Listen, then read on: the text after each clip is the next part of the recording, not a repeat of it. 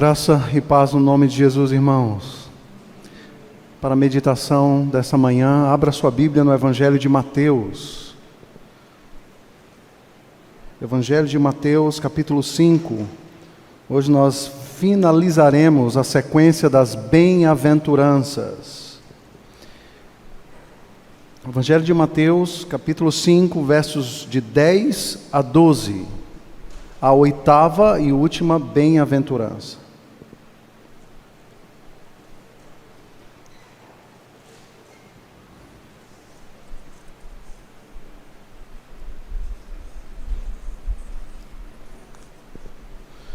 Diz assim a palavra do Senhor: Bem-aventurados os perseguidos, por causa da justiça, porque deles é o reino dos céus. Bem-aventurados sois, quando por minha causa vos injuriarem e vos perseguirem, e mentindo, disserem todo mal contra vós. Regozijai-vos e exultai, porque é grande o vosso galardão nos céus. Pois assim perseguiram aos profetas que viveram antes de vós. Vamos orar mais uma vez. Senhor Deus, amado Pai, nós queremos colocar as nossas vidas diante do Senhor. Nós te pedimos, ó Deus, que o Senhor fale aos nossos corações nesta manhã. Te pedimos encarecidamente que o Senhor tome a nossa mente e coração diante da Tua presença e diante de tantas distrações possamos ser animados, encorajados por esse texto. Possamos ser exortados, confrontados pela Tua palavra e saiamos desta manhã edificados para vivermos as nossas vidas neste mundo que jaz no maligno, para a glória do nome de Cristo. E é no nome dele que nós oramos. Amém. As nossas crianças, como sempre fazemos, eis aí um desafio de retratar ou desenhar a ideia ou o sentido da oitava bem-aventurança. Mas vamos lá. As crianças que estão aqui, talvez já receberam ou estão recebendo aí um papel para tomar anotações, aquelas que são alfabetizadas ou aquelas que não, para fazer um desenho. Tentem se recordar de algo que vocês fizeram que era certo, que era correto, que era verdade. Dentro de casa, fora de casa, na escola. Mas que por causa disso, porque você fez aquilo que era certo e verdade, você sofreu. Alguém não gostou do que você falou, ou do que você deixou de fazer. E por isso, essas pessoas talvez lhe trataram mal. E você sofreu. Porque você deseja fazer aquilo que é certo, aquilo que o seu pai e a sua mãe têm te ensinado a respeito da vontade de Deus, da verdade da palavra de Deus. Então lembre-se aí de uma história, talvez na escola, de algum menino, ou de alguma menina que te fez mal, porque você tomou uma decisão de fazer aquilo que era certo, e por isso você sofreu, talvez uma espécie de bullying na escola. É mais ou menos a respeito disso, queridos, que o nosso texto vai nos falar nesta manhã. Depois de expormos as 7 primeiras bem-aventuranças, que tem o seu início aí no versículo 3 do capítulo 5, estas que descrevem as características dos cidadãos do reino dos céus. Sempre entendendo ou olhando para esse texto a partir dos óculos da graça de Deus. Porque nenhum esforço humano pode produzir as características daqueles que são discípulos de Cristo, senão a obra sobrenatural do Espírito Santo no coração dos homens. Não podemos, pelo esforço pessoal, nos transformar em discípulos, mas somos objetos desta graça, deste poder que nos deu um novo coração. Este é o óculos através do qual, ou pelo qual, nós lemos as bem-aventuranças, sem o qual nós cairemos em uma espécie de legalismo ou moralismo, porque ao homem comum, todas estas características tornam-se absurdas ou inatingíveis. Começamos aprendendo que os humildes de espírito, ou aqueles que se chegam diante de Deus com mãos vazias, reconhecendo a sua incapacidade de fazer aquilo que agrade a Deus, ou que seja merecedor da salvação, a estes, Deus tornou de seus discípulos. Os humildes de espírito são aqueles que reconhecem a sua natureza caída e pecaminosa, e se achegam diante de Deus com mãos vazias.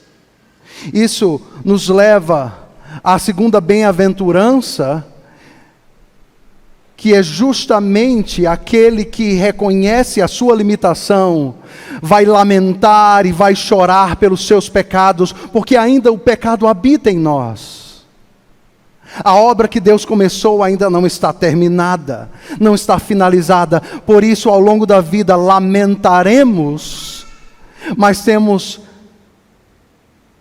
o consolo da Escritura, porque diz o versículo 4 que felizes são aqueles que choram, porque serão consolados. Aqueles que reconhecem quem são e quem Deus é, jamais podem se arrogar ou exigir de Deus alguma coisa. Por isso, os que choram pelos seus pecados, os que são humildes de espírito, tornam-se mansos, graciosamente mansos, porque abriram mão das exigências e simplesmente se colocam diante de situações difíceis ou de pessoas difíceis, mas confiam na justiça de Deus. O versículo de número 5 nos leva ao eixo que governa todas as bem-aventuranças, a saber, aqueles que têm fome e sede de justiça, aqueles que buscam o avanço, a glória do nome de Deus sobre a face da terra. Por isso, aqueles que são humildes de espíritos, quando estão cheios de fome e sede de justiça, serão misericordiosos. Ou aqueles que choram ou lamentam pelos seus pecados, quando se enchem de uma sede e fome de justiça, serão limpos de coração e verão a Deus. Aqueles que são mansos, ou foram tornados mansos pela operação do Espírito, quando se enchem de fome e sede de justiça, serão instrumentos da paz de Deus entre os homens e Deus, e entre os homens. Aí nós chegamos à última das bem-aventuranças, que está exposto aí nesses últimos 3 versículos, e que acabamos de ler. Esses 3 versículos, então, eles falam a respeito da mesma coisa. O versículo de número 10 se refere à perseguição de uma forma geral. Todos aqueles que são servos de Deus e buscam a vontade de Deus serão perseguidos. O versículo de número 11 expande a ideia da perseguição pela justiça, e não se esqueçam que a justiça aqui é o eixo que governará todo o Sermão do Monte, desde o capítulo 5 até o capítulo de número 7. Portanto, aqui no versículo 11 nós aprendemos a partir de uma personalização. Cristo está agora se dirigindo não de forma geral àqueles que são perseguidos, mas ele diz: bem-aventurados são vocês, ou bem-aventurados aqueles que por minha causa, no versículo 10, os perseguidos são aqueles que têm uma aliança com o reino de Deus, se comprometem com a palavra de Deus, por isso eles são perseguidos. Mas no verso 11, a coisa se torna muito ou extremamente pessoal, porque aqueles que são perseguidos por causa do seu amor a Cristo Jesus. E aí ele detalha a perseguição quando ele se refere aos insultos, às mentiras e a toda sorte de mal que toca a casa ou a vida daqueles que amam a Cristo e o servem. O versículo 12 então nos dará a explicação, o porquê nós deveremos nos alegrar e nos exultar. E eis aqui um desafio, como nós vamos nos alegrar com uma situação de sofrimento, de infortúnio, de perdas. E nós vamos aprender justamente que o Sermão do Monte nos ensina não é uma alegria no sofrimento em si, mas para onde o sofrimento nos aponta, ou a quem ele nos iguala. E ele acaba o versículo 12, dando a nós esta resposta. Bem-aventurados ou felizes ou abençoados os perseguidos, porque por causa da justiça, porque deles é o reino dos céus. Felizes são aqueles que são perseguidos por minha causa, pela causa de Jesus Cristo. E por fim, alegrem-se, porque quando essas coisas começam a acontecer na vida de vocês entram numa fila ou começam a fazer parte de uma grande nuvem de testemunhas, de homens e mulheres que ao longo da história não tiveram por preciosos ou preciosas as suas próprias vidas, mas se entregaram por uma causa, a causa da verdade suprema do Evangelho. Os versículos de 10 a 16, queridos, do capítulo 5, estão dentro de uma nova sessão no Sermão do Monte. Aqui Jesus vai nos dar uma lista de 4 resultados que começam a fazer parte da vida dos discípulos, que começam a interagir com a cultura secular. Portanto, Cristo se move da parte mais negativa, que será o foco do ensino dessa manhã, até a parte mais positiva. A primeira delas, a perseguição, é um resultado daqueles que são discípulos de Cristo e que honram o nome de Deus em tudo que são e fazem.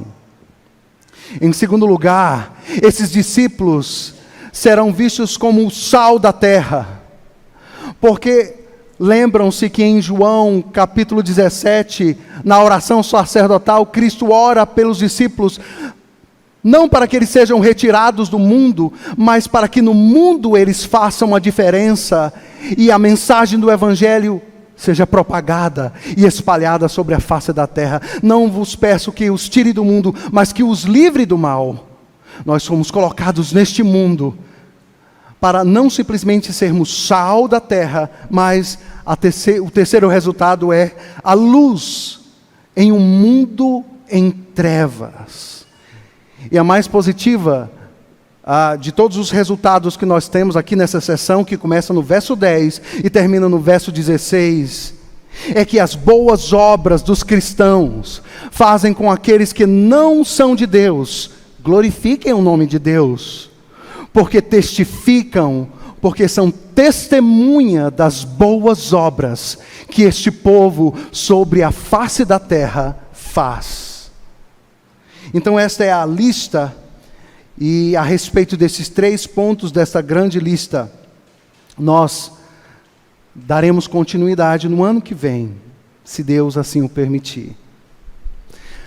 Mas a pergunta diante dessa introdução é: o que você poderia esperar como recompensa às pessoas que são humildes de espírito, que choram e lamentam por seus pecados, que são mansas ou graciosamente mansas diante de dificuldades, de situações difíceis e de pessoas difíceis?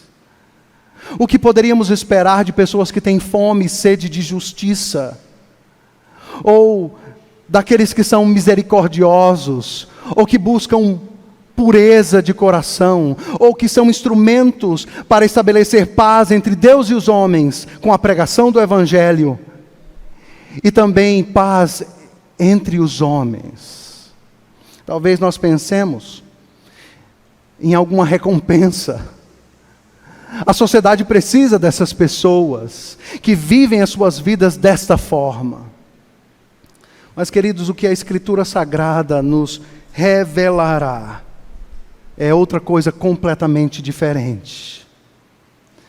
A Bíblia, desde o Jardim do Éden, nos fala que a rebelião entrou no coração do homem. O pecado entrou no coração do homem quando o homem quis viver de forma autônoma e não creu e confiou nas palavras de Deus, na revelação de Deus. Desde então, o mundo se ergue em ódio e aversão. Muitas vezes, no nosso tempo, na nossa época, uma ira ou uma intolerância velada. Até podemos ser cristãos, mas de boca fechada. Porque falar a verdade, mesmo que essa seja falada com um amor, suscita muitas vezes a ira e a raiva de um mundo que se ergue contra o conhecimento de Deus.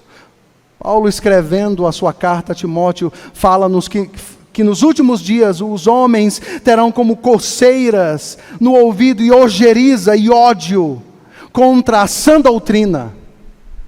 Ao ouvi-la, simplesmente se erguerão em raiva, em rebelião, e atacarão aqueles que pregam esta verdade.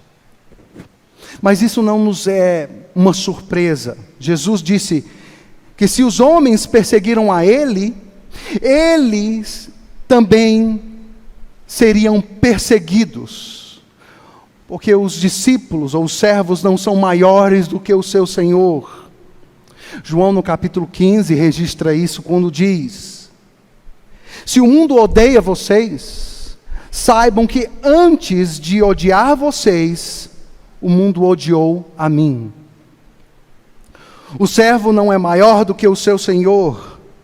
Se perseguiram a mim, também perseguirão a vocês. Bem, aqui é importante darmos uma pausa para entender claramente o que Jesus disse. Jesus aqui não está dizendo que é prazeroso passar por sofrimento. O autor aos Hebreus, no capítulo 12, versículo 11, vai nos falar isso.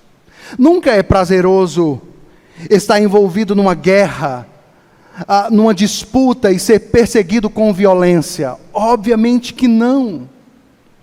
Além disso, Jesus está proferindo uma bem-aventurança aqui para todas as pessoas que estão sofrendo de uma forma bem específica, porque ele diz: bem-aventurados perseguidos por causa da justiça.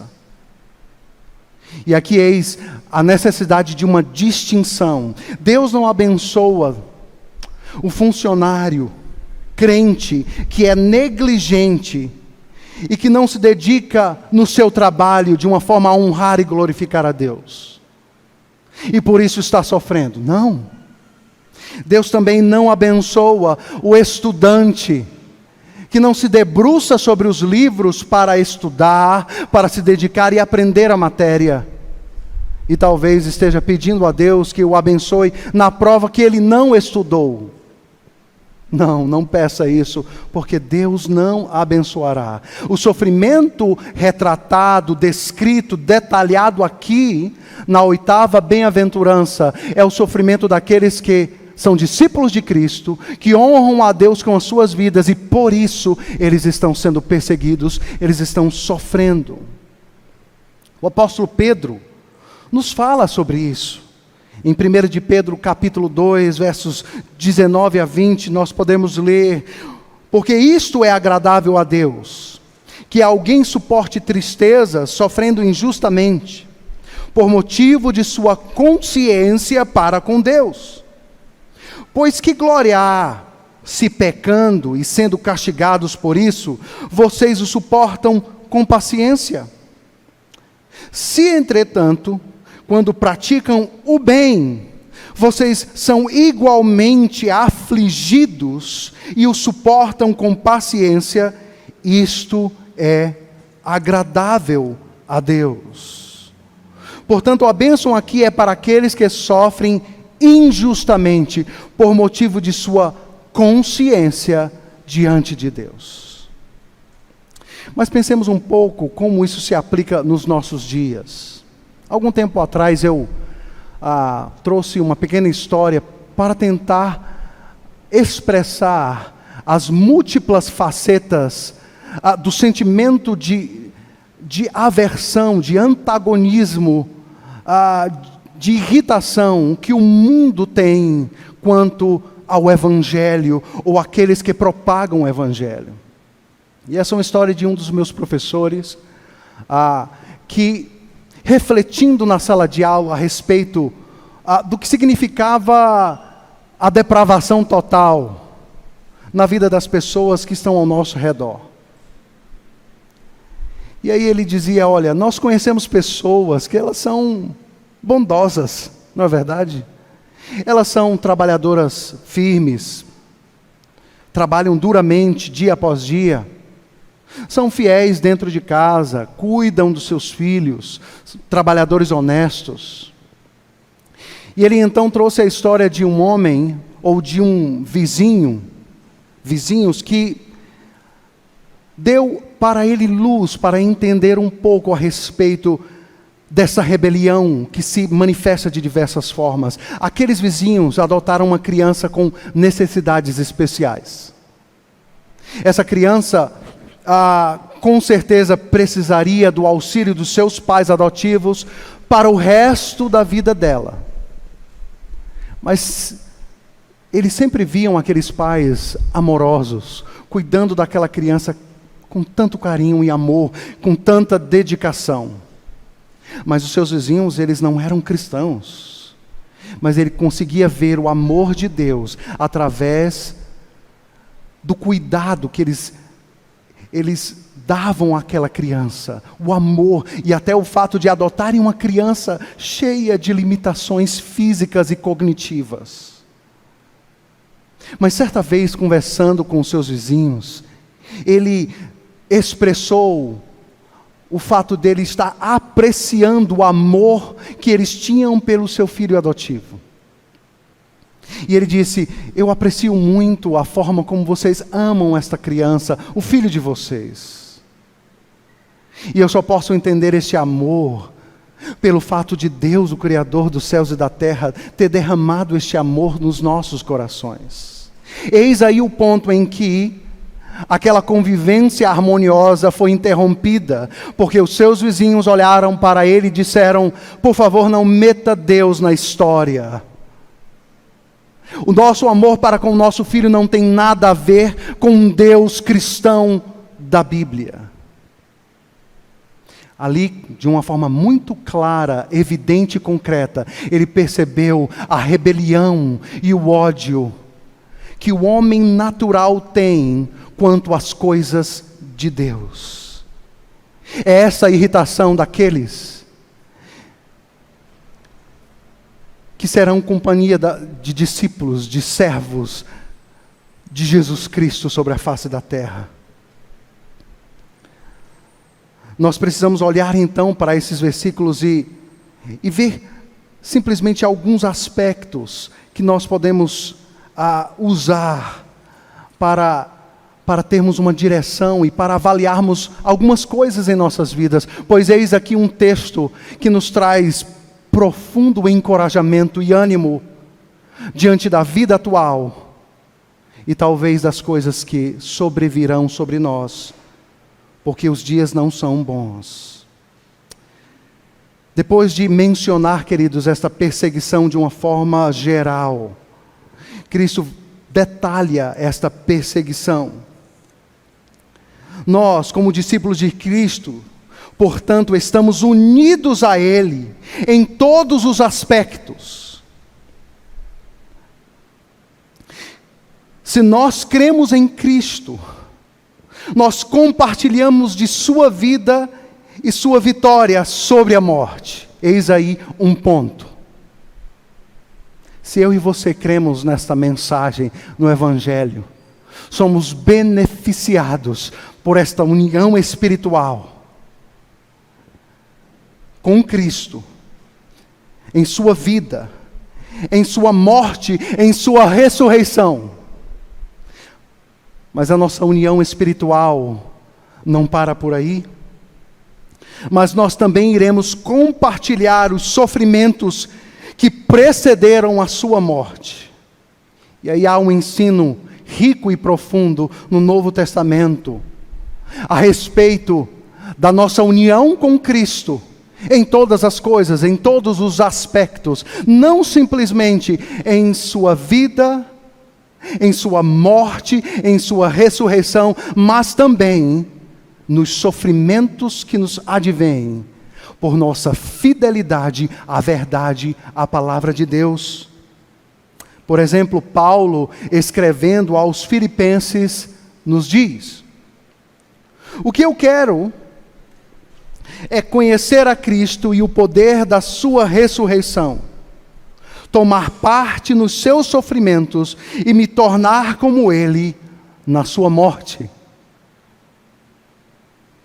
Paulo, em sua conversão, recebe a mensagem, a revelação, a palavra de que ele aprenderia o custo de viver o Evangelho pelo sofrimento. Eis aqui o primeiro aspecto e o primeiro ensino e aplicação às nossas vidas. O sofrimento faz parte de um plano e de um projeto de Deus para forjar a pessoa de Cristo em nossos corações. Isto nos é ensinado na Sagrada Escritura.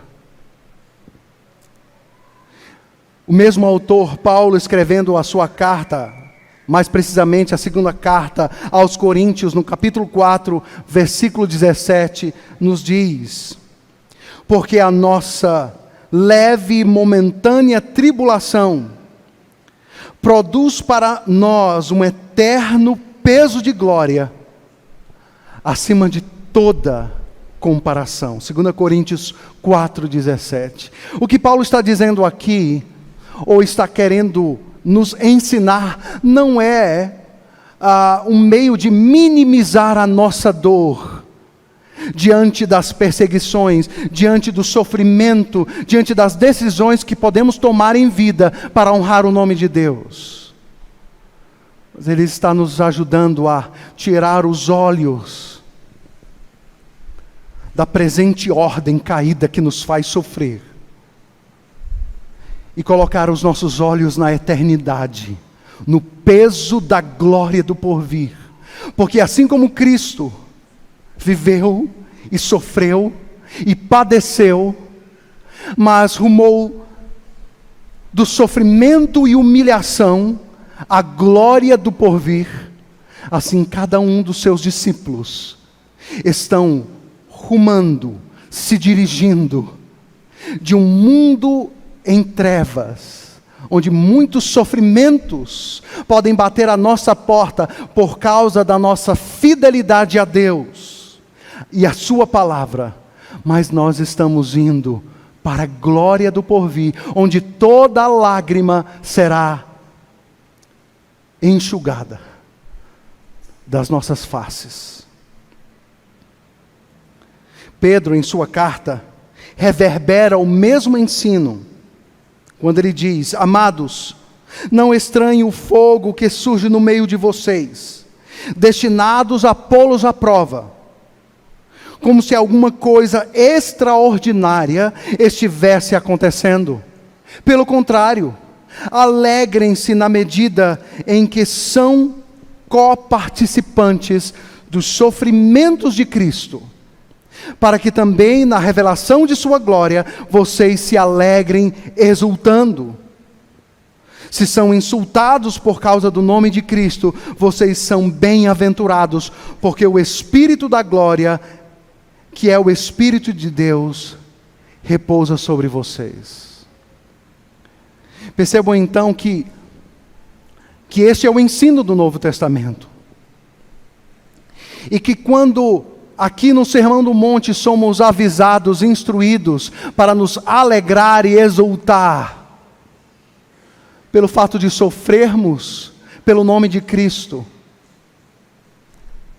a razão dessa exultação, dessa alegria, é a finalidade, é a causa de sermos comparados ao nosso próprio Mestre, ou aqueles que no Antigo Testamento, ou aqueles que ao longo de toda a Escritura padeceram e deram as suas vidas por amor a esta verdade, a esta justiça, a essa justiça. Queridos, quantas coisas temos a aprender com esse texto, com este ensino a respeito da última ou da oitava bem-aventurança, que é o ápice destas bem-aventuranças, mas como um relance, nós podemos perceber uma espécie de anti-ápice, porque ela vai na contramão do espírito da época, que tenta tirar de cena todo e qualquer tipo de sofrimento, ou infortúnio, ou aflição, ou até mesmo a mensagem do Evangelho que é proferida na base de prosperidade, de tranquilidade, de paz, quando não há paz num mundo em trevas. A primeira coisa que esse texto pode ensinar é que talvez alguns de nós que estamos aqui nesta manhã, ou aqueles que nos acompanham de casa, possam olhar para esse texto e para essas características de um discípulo de Cristo e possam chegar a uma conclusão que esta não é absolutamente parte da sua vida. Essas características não têm absolutamente nada a ver com o que você vive. E talvez você queira retirar deste texto, dessa mensagem, uma motivação para talvez tentar melhorar em seu comportamento. Como eu lhes disse no início da minha fala, nenhum esforço humano é capaz de produzir aquilo que só o Espírito de Deus pode produzir no coração do homem.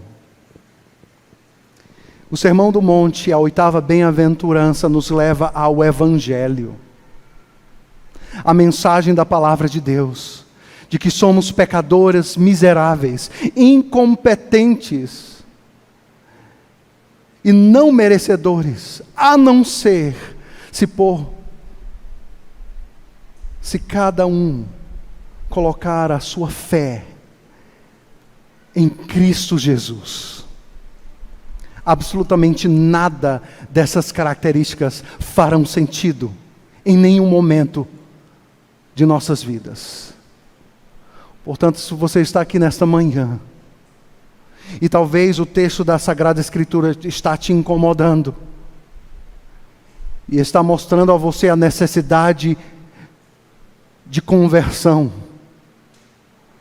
de transformação, não resista a essa palavra nesta manhã, e entregue-se nas mãos de Cristo, aquele que é o único capaz de produzir em nós um novo viver, uma nova vida. Mas o texto do Sermão do Monte, em sua oitava bem-aventurança, faz-nos mover a história da redenção.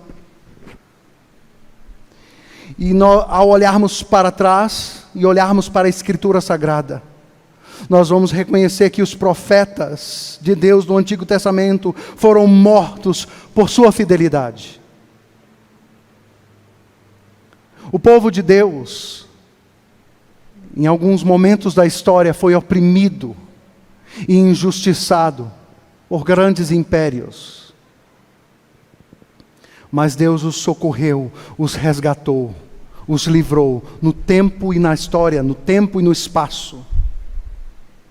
O Novo Testamento nos fala a respeito do último daquele que é considerado o último profeta do Antigo Testamento, João Batista, que foi degolado por causa da sua fidelidade à palavra de Deus. O nosso Senhor e Salvador foi perseguido, maltratado e morto, mas como ovelha muda perante os seus tosqueadores, não abriu a sua boca, e por nossas transgressões foi traspassado. O que falar de Estevão, o primeiro mártir no Novo Testamento, que foi apedrejado por testemunhar dessa verdade que transformou a sua vida, a mensagem do reino de Deus. E depois de Estevão, uma grande perseguição que foi desencadeada e que fez com que os cristãos se espalhassem por uma região extensa. Queridos, os apóstolos, os discípulos de Cristo, todos eles foram martirizados e mortos, com exceção de João. Mas antes disso, João foi torturado. Mas estes homens pagaram um alto preço e foram mortos, perseguidos por aquilo que eles creram, por aquilo que eles pregaram. A tradição diz que o apóstolo Pedro foi crucificado no ano 64 depois de Cristo. E ao passo que ele estava sendo crucificado, diz a tradição que ele pede para ser colocado de ponta cabeça, porque ele não seria digno de morrer como o seu mestre. Paulo, decapitado no ano 67 depois de Cristo. Nós olhamos para a Escritura e nós podemos testificar de que se nós pegarmos a Bíblia e torcermos as suas páginas, rios de sangue brotarão destas páginas, por homens e mulheres perseguidos e mortos por sua fidelidade ao Evangelho. Mas ao sairmos da Escritura e nos dirigirmos aos primeiros séculos da era cristã, nós leremos relatos de cristãos sendo mortos e perseguidos, porque eles professaram a sua fé em Jesus Cristo. Policarpo, no ano 155 depois de Cristo, é esfaqueado e depois atingido por uma lança. E ele diz, ao se encaminhar para o seu martírio, abre aspas, por 86 anos tenho servido ao meu Senhor, e Ele nunca me fez algo errado. Como eu posso blasfemar contra o meu Rei e Senhor? Foram suas palavras antes de seu martírio. Justino Mártir foi degolado em 165 depois de Cristo. E centenas de cristãos crucificados quando o Império Romano começou uma grande perseguição. A história nos fala de duas mulheres de nome Perpétua e Felícitas, que foram lançadas no Coliseu e chifradas e depois mortas à espada no ano 203 depois de Cristo. Perpétua, uma dessas mulheres, dirigindo-se para a sua morte, nos fala, abre aspas, não estarei envergonhada de minha morte. Pelo contrário, eu creio que essa será a maior honra para a minha vida. Agradeço a Deus por me chamar para dar a minha vida por sua causa. Ele deu a mesma honra aos seus profetas e aos seus amados apóstolos e também aos seus escolhidos mártires. Eu não tenho dúvida que estou morrendo pela causa de Deus, a verdade do Evangelho. Milhares de cristãos ao longo da história. O que falar dos pré-reformadores? Alguns deles queimados. O que falar, queridos, a respeito do que aconteceu no século XX? e que, se não fossem alguns historiadores cristãos, nós não teríamos essas informações, de que morreram aproximadamente 45 milhões de cristãos no século XX, perseguidos e trucidados por sua fidelidade a esta mensagem que está sendo pregada. Mas talvez esses relatos estejam tão distantes de nós, mas cristãos e irmãos têm sido perseguidos hoje, de diversas formas. Talvez perseguidos em seus trabalhos, por darem testemunho da sua fé, por honrarem a Jesus Cristo em tudo o que eles fazem. Eu já lhes contei aqui a alguns irmãos que o Senhor tem me dado o privilégio de caminhar com eles em aconselhamento e que padecem e sofrem por causa da sua fidelidade a Deus em seus trabalhos, e alguns deles perderam o único meio de sustento da família, porque eles decidiram honrar o nome de Deus, e por isso foram perseguidos e demitidos dos locais de trabalho. Queridos, esse texto nos chama a reavaliar os nossos sistemas de valores. Porque se não faz sentido para nós nos alegrarmos ou nos regozijarmos com o fato de sofrermos por causa da nossa fidelidade à palavra de Deus, nós estamos colocando o nosso coração em algum outro lugar. Se o nosso coração está neste mundo, nesta era, nas coisas que possuímos aqui, como conforto, bens, numa vida tranquila e sem aflições, então não faz sentido ouvir aquilo que nós lemos: alegrem-se e exultem, porque é grande a vossa recompensa. Não faz sentido. Esse texto nos enche de ânimo e consolo a todos aqueles que estão aqui e de diversas formas têm sido perseguidos, porque temos decidido honrar o nome do nosso Deus em nossas vidas.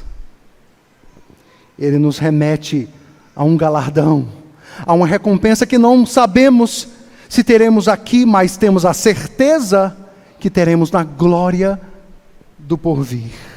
Na glória do porvir. O texto também nos dá a certeza de um Deus que julga a nossa causa e que é o justo vingador, cuja momentânea tribulação em nada pode se comparar com o eterno peso de glória. Que esse texto nessa manhã encoraje a sua vida a ser fiel a Deus e a descansar no fato de que, seja o que você estiver passando, Deus está presente e Deus vê as suas lágrimas e a sua dor, e é grande a recompensa para aqueles que amam a Deus e o servem. Que Deus nos abençoe, que Deus anime o seu coração, que Deus o fortaleça nessa manhã. Amém. Muito obrigado por nos acompanhar até o final desse vídeo. Para receber mais reflexões e ficar por dentro dos próximos conteúdos, te convidamos a seguir as nossas redes sociais que estão na descrição. Alguns vídeos aparecerão na tela, caso queira continuar nos assistindo. Abraço e até a próxima!